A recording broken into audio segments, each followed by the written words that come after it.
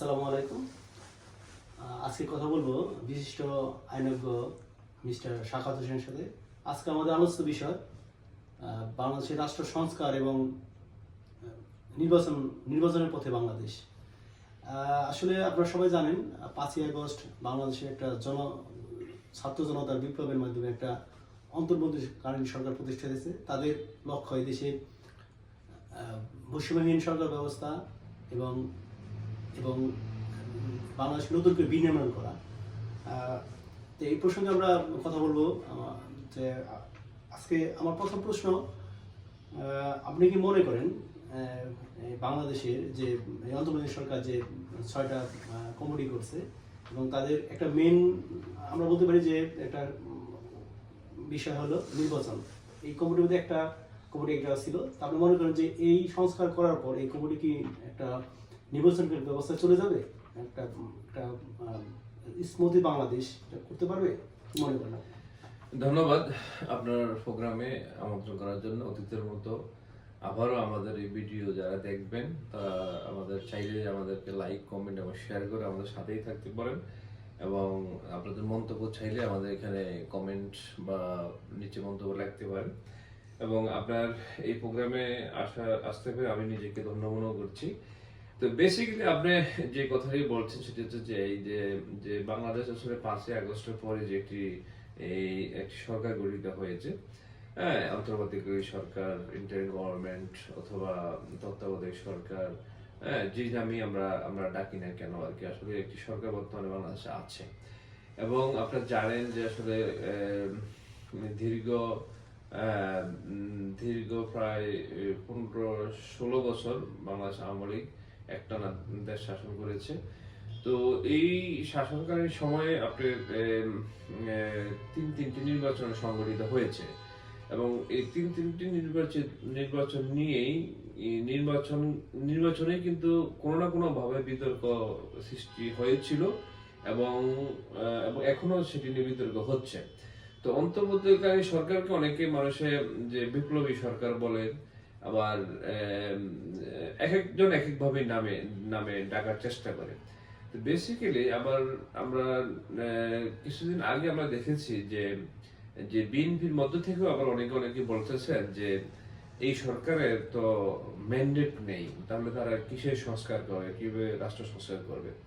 তো অনেকগুলা কথা এখানে প্রাসঙ্গিক এখানে চলে আসে, যুক্তিযুক্ত কথা চলে আসে যে এই যে অন্তর্বর্তীকালীন সরকার, এখানে অনেকগুলা সাংবিধানিক কিন্তু ব্যাপার রয়েছে কিন্তু, হ্যাঁ, কারণ এখন বর্তমানে যে সংবিধানটি রয়েছে এই সংবিধানের আলোকে এই সংবিধান অনেকেই কাটাছেঁড়া করেছেন, অনেকেই চেঞ্জ করেছেন, পরিবর্তন মার্জন করেছেন, কিন্তু এর পরেও যে সংবিধানটি বর্তমানে এই সংবিধান অনুযায়ী আপনার কিন্তু এই সরকারটি কিন্তু এখানে হতে পারে না।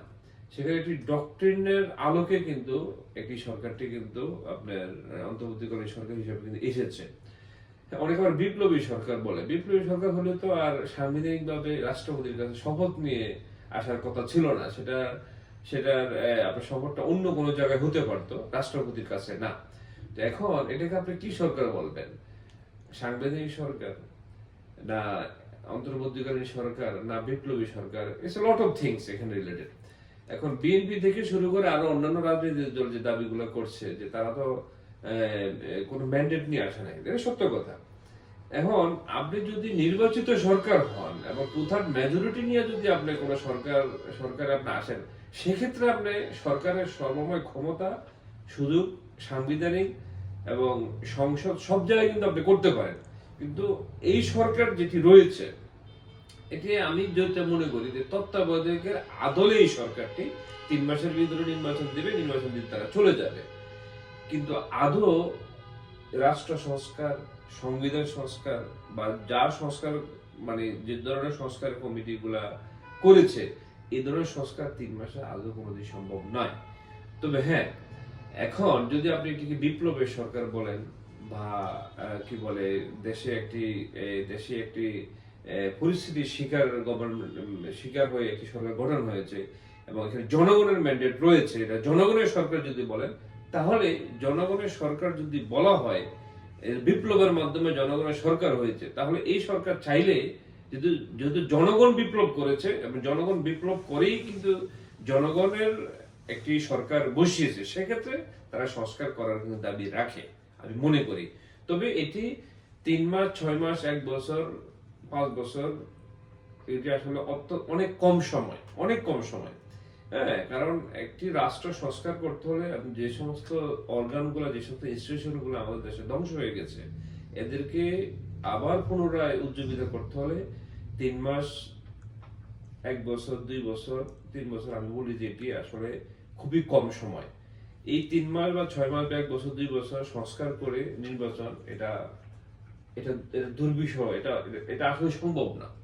লট অফ থিংস এখানে কাজ করতে হবে।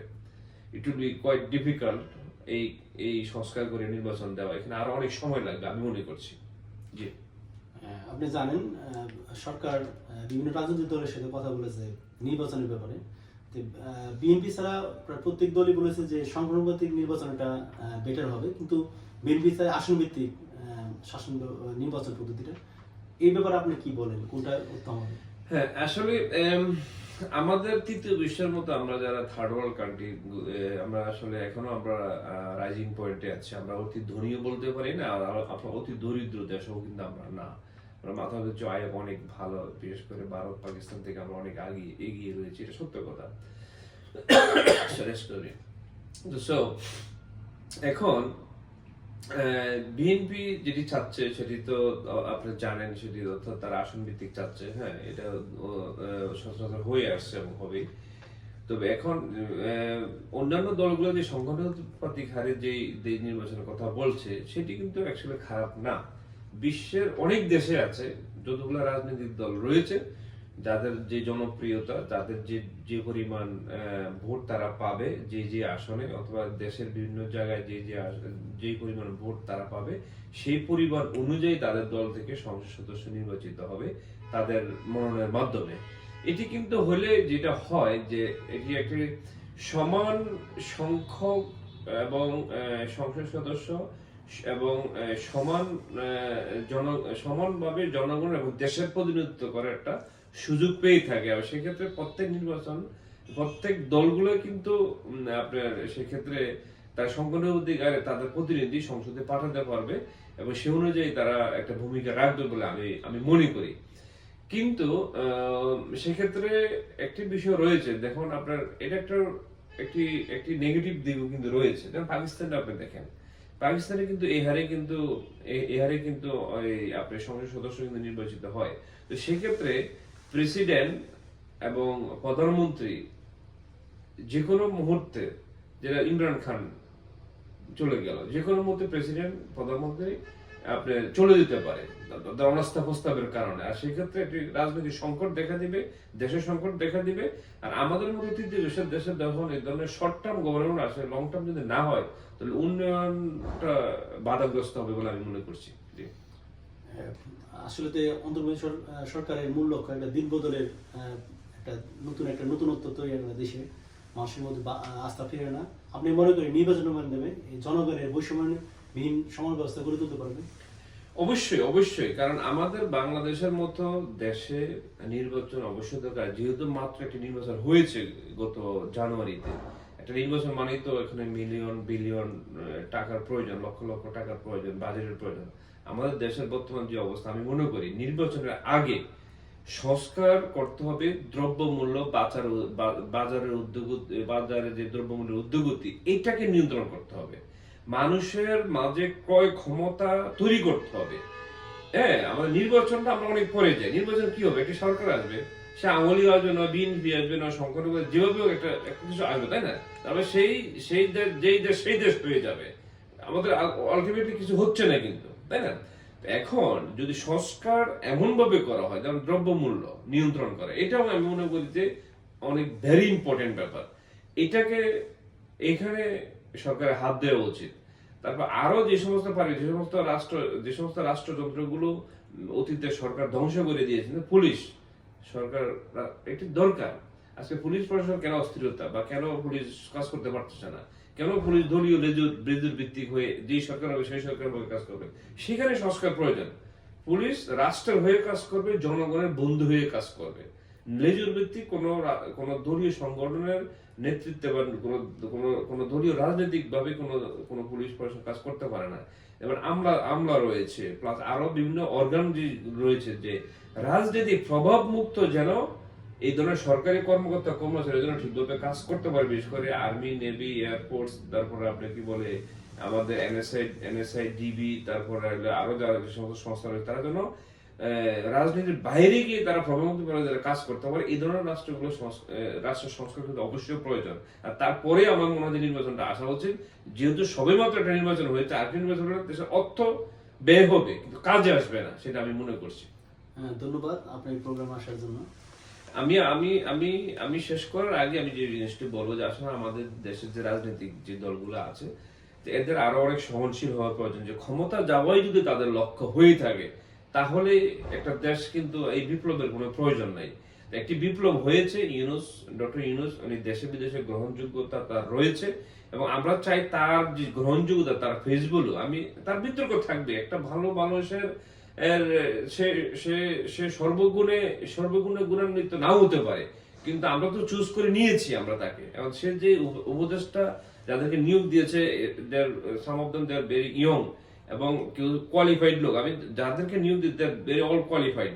এখন এই কোয়ালিফাইড যারা উপদেষ্টা রয়েছে, তাদেরকে আলোচনা সমালোচনা না করে তাদেরকে কাজ করতে দিন। তাদের কাজ করে, সংস্কার করে, তাদের সর্বোচ্চটা দিয়ে যখন মনে করবে যে না, দেশে একটা নির্বাচনের পরিবেশ রয়েছে, তখন যদি দেশে নির্বাচন হয়, সেটি হবে গ্রহণযোগ্য নির্বাচন, এবং জনগণের ক্ষমতা ম্যান্ডেট নিয়ে যে আসবে সে রাষ্ট্র পরিচালনা করবে। আপনাকে ধন্যবাদ। আবার অন্য কোনো সময় অন্য কোনো প্রোগ্রাম নিয়ে আপনার সাথে দেখা হবে। আসসালামু আলাইকুম।